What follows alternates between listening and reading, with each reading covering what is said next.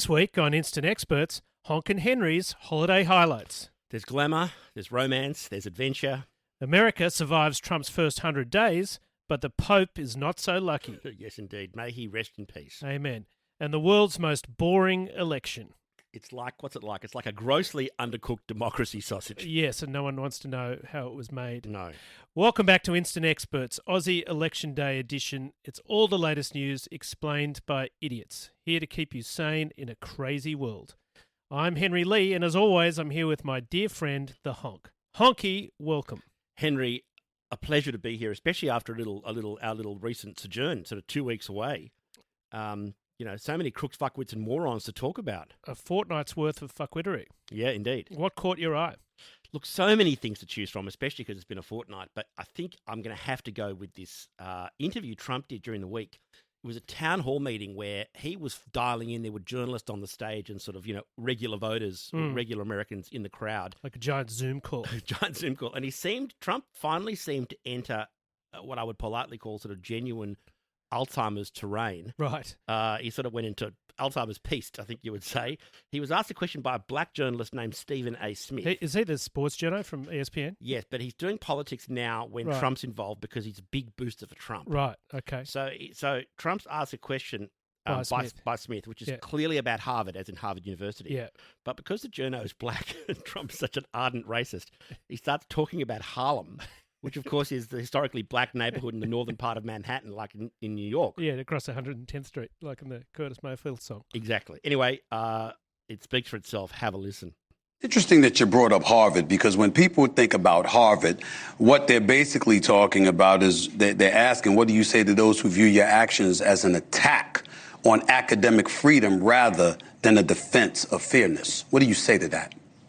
Well, I say this: we had riots in Harlem, in Harlem, and frankly, if you look at what's gone on, and people from Harlem went up and they protested, Stephen, and they protested very strongly against Harvard. They happened to be on my side. I got a very high black vote. You know that. Very, very high black vote. It was a very great compliment to me. I did criminal justice reform. I did opportunity zones for one of the greatest economic deals ever for the black and Hispanic community. I got tremendous. That's nuts. That's Grandpa Trumpy having a spell again, isn't it? He's just heard a black guy and started talking about Harlem. You might as well have thrown in something about ribs or Tupac or the NBA or something like that. Watermelon, basketball, throwing dice, grits, throwing dice, catfish. It's like the line in Trading Places. Yes, they're very musical people. Very musical people, yeah. And clearly, what I love is one of his handlers, halfway through his idiotic answer about Harlem, told him if the question's about Harvard, not Harlem. So he tries to improvise a sort of a crossing of the streams where he claims that people in Harlem are protesting about Harvard. Yeah, I mean, what are the chances? What are the chances of people in Harlem protesting about Harvard? They're about 200 miles and about $50 billion apart. Yeah, I mean, it is. I was trying to think. It's like what? Like this? It'd be like the Australian Council of Rabbis complaining about having shit seats at the North Queensland Cowboys. Well, a good start. So we'd also like to start by giving shout-outs to our listeners around the world. We hope you missed us. We hope. Well, you missed us while we were away, not missing this episode. Oh, yeah. We've got loyal listeners all over Australia, of course, including Perth and WA, Mackay in Queensland and Camden in the southwest of Sydney. Hello. In the US, we've got Harrisburg, the capital city of Pennsylvania. Didn't know that. Yeah. Not Philadelphia. It is not. No, I think there was some deal done. Harrisburg was one of those sort of Canberra-style compromise candidates. Right, yeah. Arlington, Virginia, of course, home of the National Military Cemetery. And Panorama City. I had to look that up. It's in the San Fernando Valley in California, just over the hills north of Hollywood. It's also San Fernando Valley is a noted film hub in its own right, isn't it? Right. Isn't that the porn capital, Honko? Yeah, indeed. I think it stars many of Trump's good friend Stormy Daniels' many classic... Right. I can't claim to have seen them. Well, you're being modest. Look, I did a bit of research. Here are some of the classics, classics of American cinema. How frantic was the research that you did? It wasn't that frantic. It started off frantic and then it was more relaxed. So here are some of the classics made from the studios of San Fernando Valley, particularly starring... With apologies to our listener in Panorama City. Particularly starring... These are particularly cinematic masterpieces, particularly starring Stormy Daniels. Okay. Let me say... Henry has not necessarily heard these titles. Here are some of the titles. 100% Blowjobs 18. All-Star Fuckfest. Stormy's tribute to American Formula One. It's called Ass Car. Baby's Got Rack. Beaver Buffet. Stop the fight. Count Racula. This is one of my favorites. The Vagina Code. Here's another one. This is another Stormy classic. Frosty the Snow Hoe. Grand Theft Orgy. Hung Jury.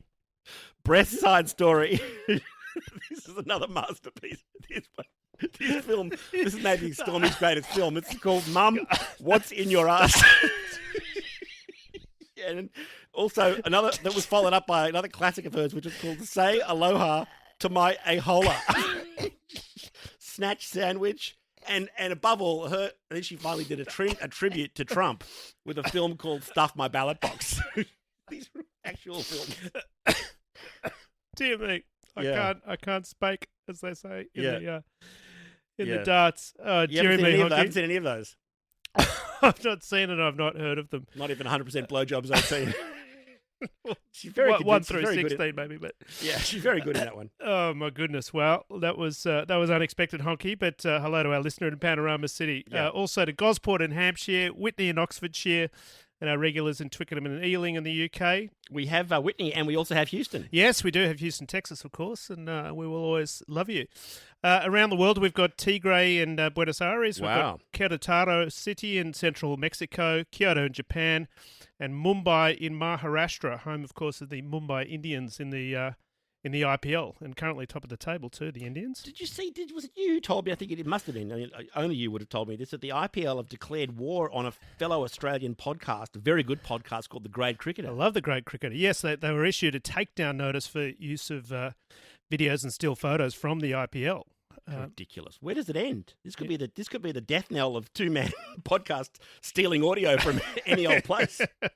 Yes, you can't see it, listeners, but we have our Save Ferris and Donna Martin graduates T-shirts on, and Free the Grade Cricketer undies. So two of those three references. I got Save Ferris and Free the Grade Cricketer. Donna Martin graduates. What can you take us through that one? Honky, where were you in 1993, the halcyon days of Beverly Hills 90210? Yeah, well, I thought I was a viewer. I recognised Donna Martin, but what's Donna Martin? Yeah, Donna Martin was the Tori Spelling character, the toothy blonde, and she got wasted at prom, and therefore was barred by the principal from walking on at graduation. Wow, which happened? is a big deal in America to have the walk on the stage in graduation. She was going to be banned, and so Brandon, the Golden Boy, played by Jason Priestley, organised the troops to protest, and of course, Tori Spelling, being the toothy popular blonde, the whole year rallied behind her, wearing T-shirts saying Donna Martin graduates. And what happened?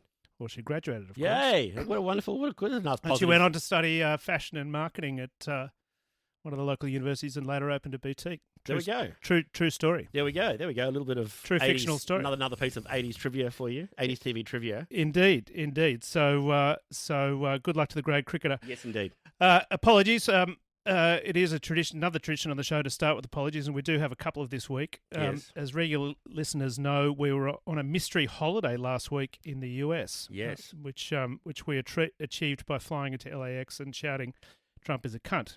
Yeah, and ICE didn't take it that well. No, ICE took the security threat so seriously. We were placed under the personal supervision of Trump's cabinet, and we said that at the top of last week's highlight show, but the audio was a little hard to hear because I was in Pete Hegseth's den below ground, and Honky, you were in Stephen Miller's sex dungeon. Yeah, where, as I said, if you could hear that audio, I actually ended up we both had quite a surprisingly enjoyable time. Right, as did I, because Pete's den was extremely comfortably appointed, I have to say. There was go on. multiple big TVs to watch the Wests Tigers' thrilling Golden Point victory. They won by 2 points.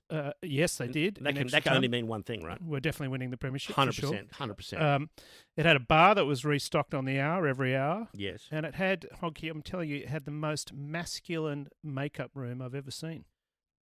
I thought Hegseth Pete Hegseth, the Secretary of Defense, I thought he had a makeup room installed at the Pentagon this week, not at his home. He did, but the Pentagon one's just for top-ups, because when Pete's an alpha male, when he gets up at 0400, Yeah. has a cold shower, goes on the Abmaster to get rock hard, ready to play soldiers all day. Yeah. He likes to prepare at home, and so his makeup room is the size of a futsal court. You sure it's not his wife's makeup room? No. Isn't she known to accompany him everywhere, like including to work? There's been a lot of controversy about this. She is probably to make sure he doesn't cheat on her again. Oh, yes, but, or did he cheat on his last wife with her? Anyway, The answer to both those questions is yes. He's a regular. Anyway, Jennifer Hegseth does have a makeup room, but it is much smaller than Pete's, because remember, she was a producer on Fox News, whereas he was on-air talent, square-jawed Pete, the all-American stud. / sexual harasser. Well, of course. So what's he does like to look good. He does. So sorry to cut you off. So what's the apology? What's our apology? Well, I took a few souvenirs. Right. So it's a bit like when you were like at Pete's, Dan. It's a bit like when you nicked like the shampoo and the bathrobes from the fancy hotel. Yes, allegedly. No, Allegedly. Never my scene, but Sure.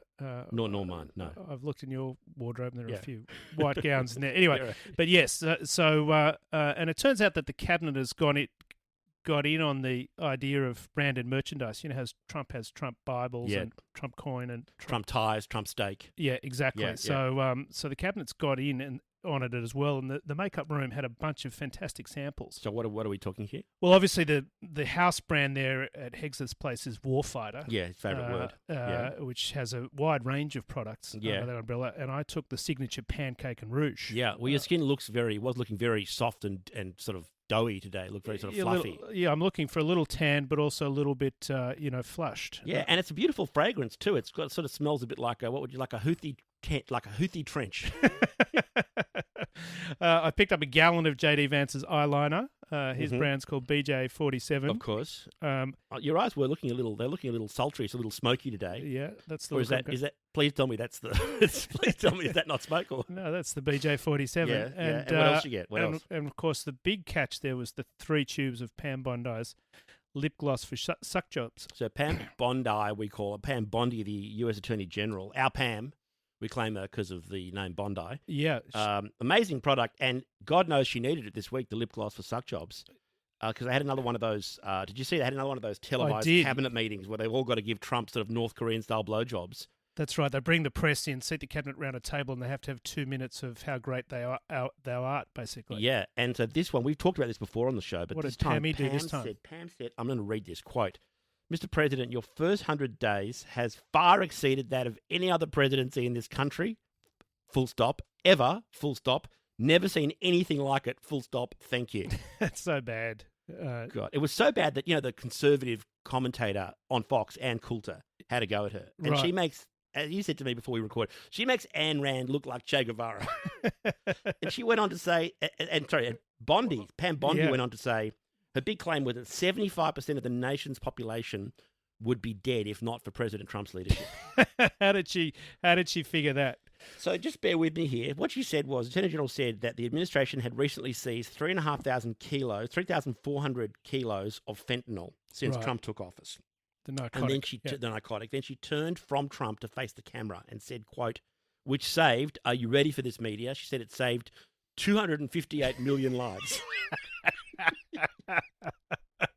This is with the signature suck job lip gloss on. She's saying this to camera, breaking the fourth wall. 258 million lives saved. Yeah. So the assumption is that 3 out of 4 Americans, if not for Trump, would have in the last 100 days taken this fentanyl and would have taken a deadly dose. Yeah, would have taken fentanyl and would have died. Right. Yeah. In circumstances where, by my count, 87,000 Americans died of fentanyl overdoses in 2024, which is a lot. Yeah, it's a lot.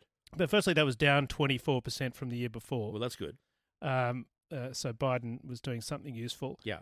But also at 87,000 a year, it would take 3,000 years for 258 million Americans to die of an overdose. And by the way, and that's assuming that that they learn nothing. That none of the people the last lot of people learned nothing from the 257 million people who died in the previous 2,999 years. They're pretty slow learners. Very, very slow.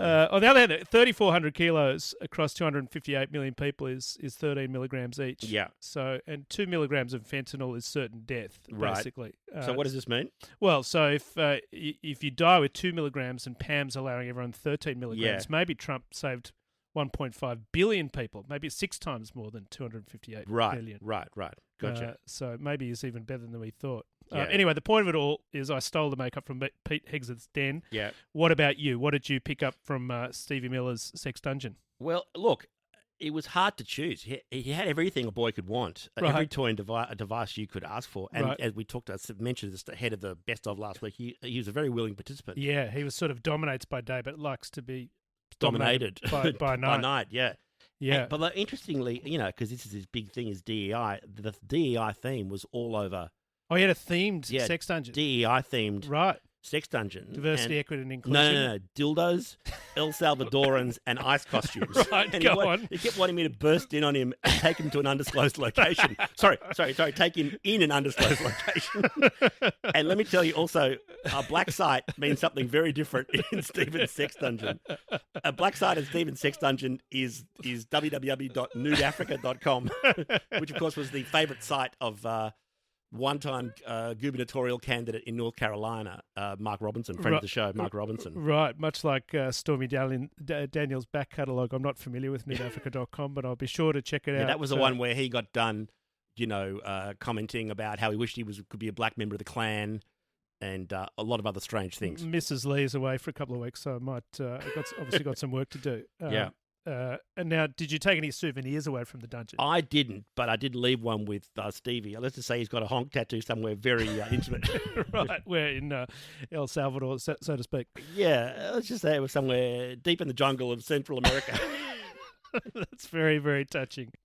All right, we've done plenty of American carnage already, but of course there's plenty more, especially as there's been a full 2 weeks of craziness, including notably a celebration of Trump's first 100 days, of which that cabinet meeting was a centerpiece. Yes, indeed. Well, we said Pam Bondi, the Attorney General, there'd be no presidency like Trump's after 100 days. And she's almost right. In fact, there hasn't been any presidency as bad as his for 80 years. Wow. So plenty of highlights, obviously, if his approval rating's plummeting. Approval rating now is 39% of people, according to a poll, ABC News, Washington Post, Ipsos poll, so they approve of how he's handling his job as president. Right. That seems high to me, but... Well, that's down 6% from February. Right. Disapproval rate of 55%. That is apparently now the lowest since polls began in 1945. Right. The previous low for a president was Trump's. In 2017. That's a little bit like his electoral margin. Yeah, remember we talked about that a couple of weeks ago when he had the 50th worst winning margin ever. Indeed. And the third worst ever. Yeah, so his previous record, he smashed his own record. His previous record was 42, now it's 39. So Pam Bondi was right. We have never seen anything like it.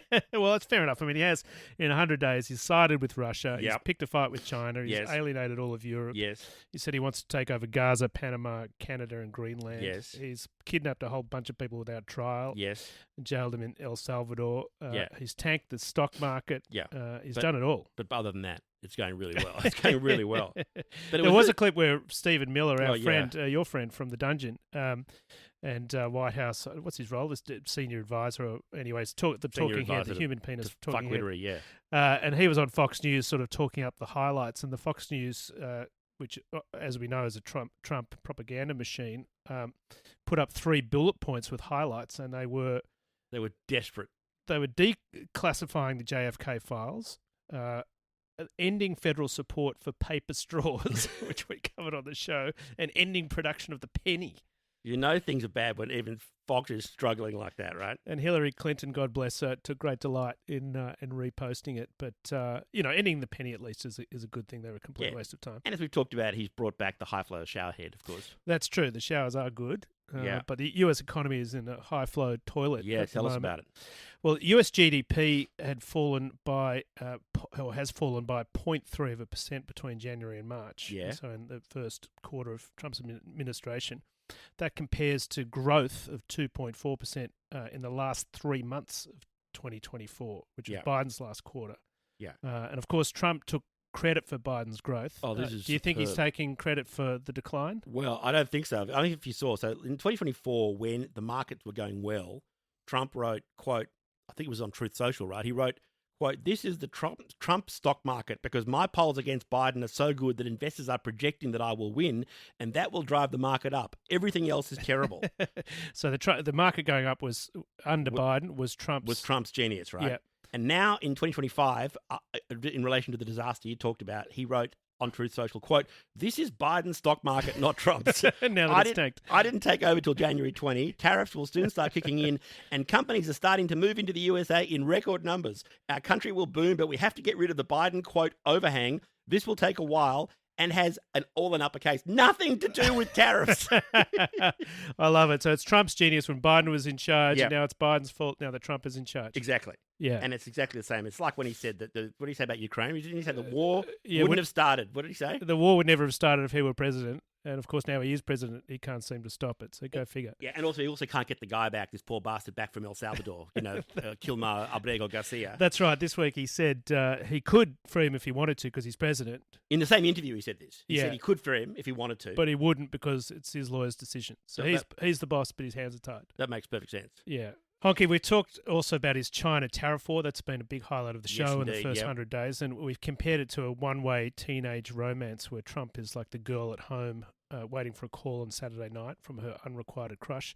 What's the latest? Well, I'm glad you mentioned the latest scorecard is that Trump, or let's just call him to our thing. Let's call him, like the teenage girl, let's call him Becky. Okay, let's call him Becky's Becky. good, yeah. Becky has imposed, Trump that is, has imposed tariffs of 145 to 245% on China. Yeah, let's we're call gonna- China Chad, We'll shall call we? China Chad. Okay, Yeah. so it's Becky and Chad. Yeah, so Chad, that's Chad the all-American boy, of course, not Chad the impoverished African nation. No, that's right. So anyway, Becky, that is Trump, said it was not a tactic. This was not a negotiating tactic. Her tariffs would not go down. Right, that's gutting for horny teenage Chad. Surely his whole goal is to get her tariffs down. Well, the problem is, it's worse than that. Chad actually said, "Okay, that sounds good. I've actually always found Marcy kind of cute." so Becky brought her tariffs down to try and win him back. That's right. But girl, Chad's not going to respect you for throwing it around like You're that. quite right, because Trump said.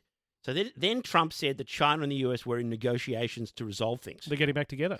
Yeah, except China, that is Chad, then put out a statement saying they were not in negotiations and Trump was lying and needed to shut up and stop. They're breaking up. Becky, do something. So then Becky said that he wanted China, that is Chad, to call him to ask him to call, and that nothing would happen between the two nations until China called to ask him to call. Right, so Becky/Trump told Chad/China to call her. Yeah, and do you think it happened? China didn't call. China didn't call. Chad didn't call. Chad didn't call. Right. So now China, that is Chad, has just announced, though, that it and the US will be speaking because Becky called.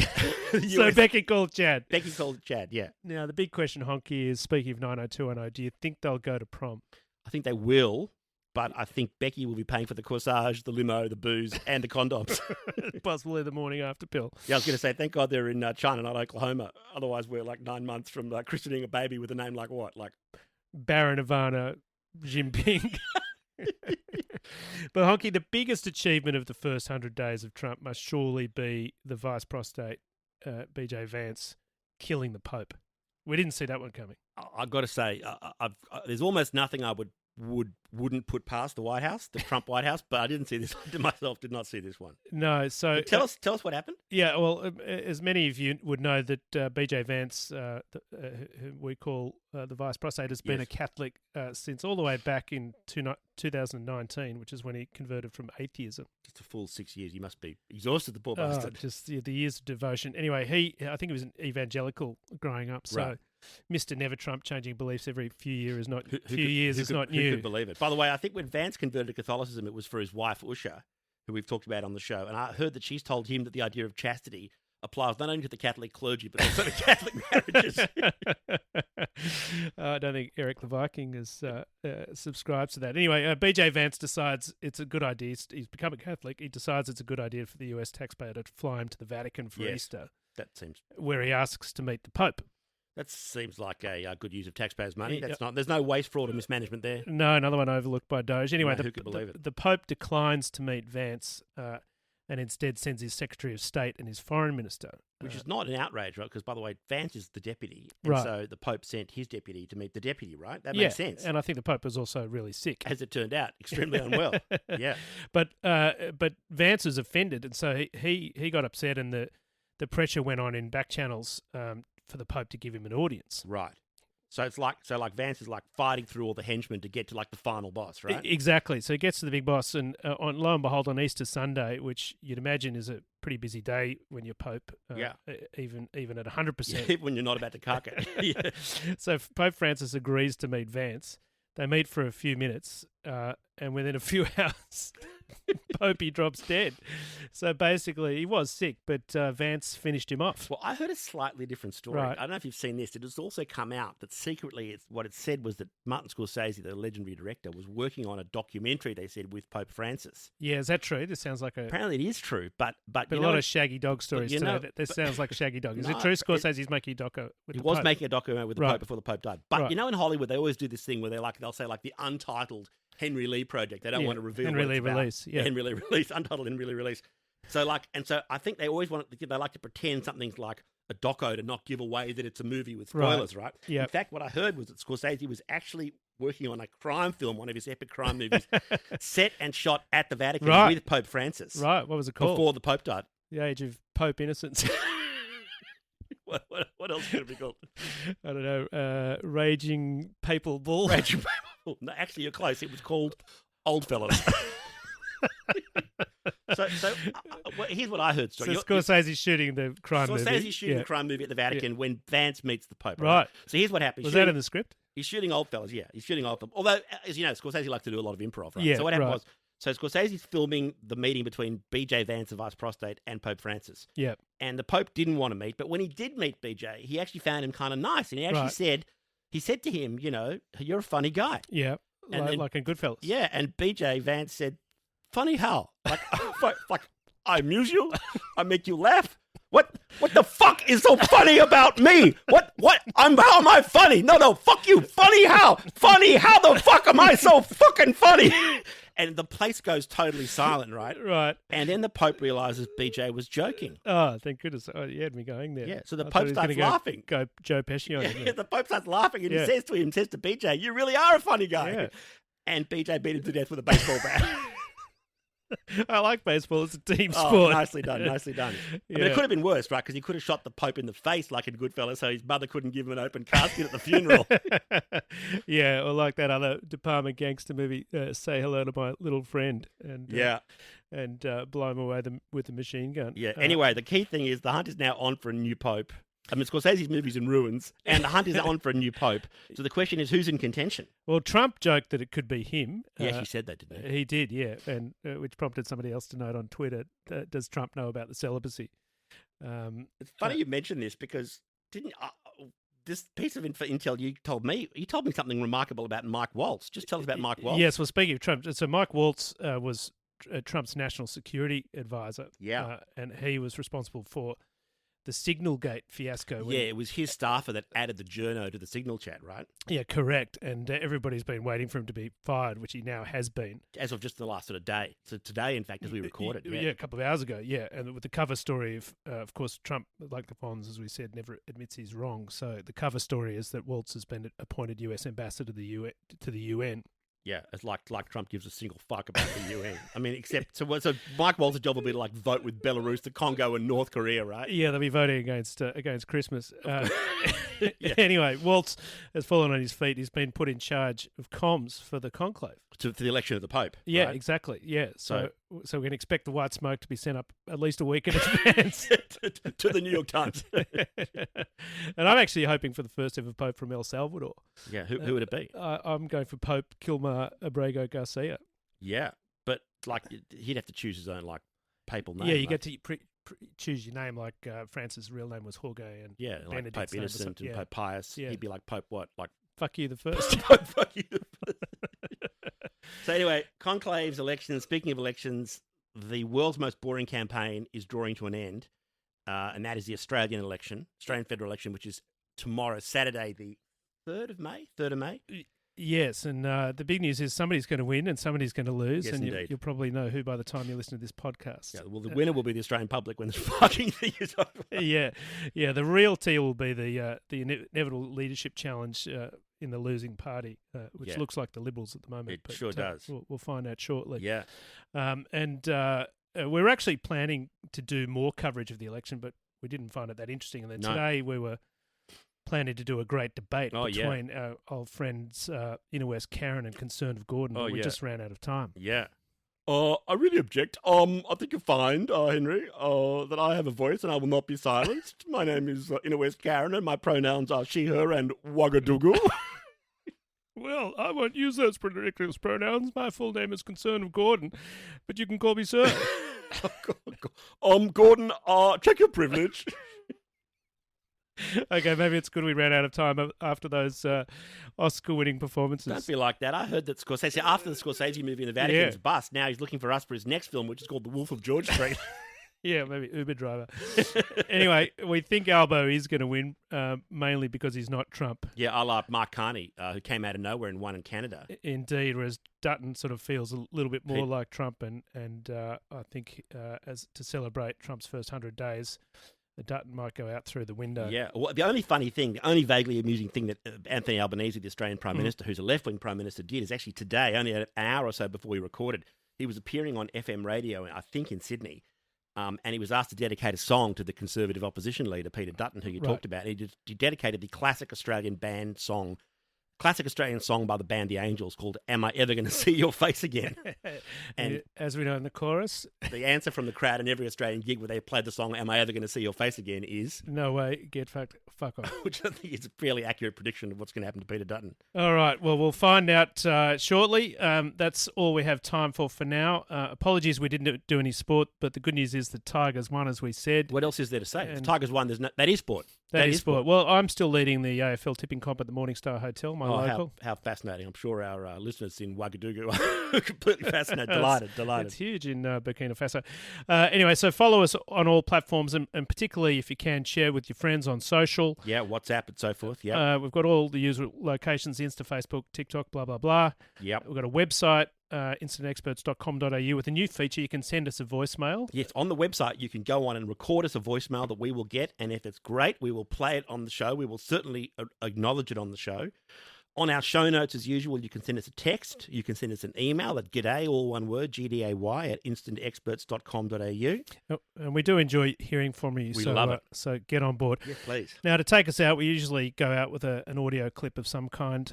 And this one's just one more bit of Trump madness. And what a piece of insanity. It's brilliant. It happened this week. He was in an interview with a senior journalist from the ABC in America, the network, and Trump genuinely appears to believe that Kilmar Abrego Garcia, the chap we mentioned before, the El Salvadoran deportee, had the words MS-13 tattooed on his knuckles, instead of having tattoos which I interpreted as meaning MS-13. So the tattoos are actually a marijuana leaf, a smiley face, a crucifix, and a skull. And we should say that the whole allegation about Garcia is that he was a member of this gang, which is why they deported him. Even though they were so sure he was guilty, they never brought him before a court.